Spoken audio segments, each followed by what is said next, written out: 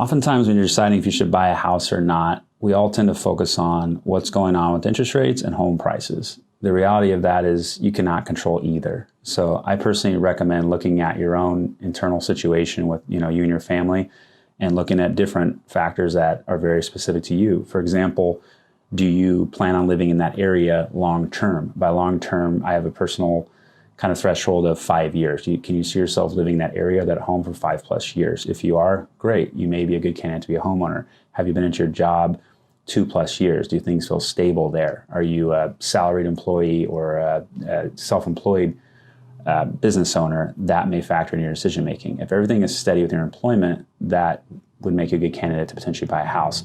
Credit's the other one. Do you feel like you're on track with your making your payments every month? Is there any difficulty maintaining your current living situation or making your payments on time? If everything's good there, then you may be ready to buy a house.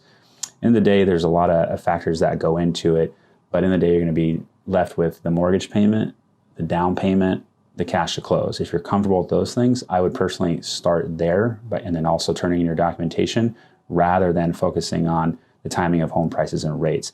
Then whether you decide to buy or not, that doesn't really matter. I would focus on getting pre-approved, knowing what you can afford, knowing what you're comfortable with, and then let the chips fall where they may in terms of home prices and rates. Because those other factors are uncontrollable anyway, I'd stick with what works for you and your family. I don't know.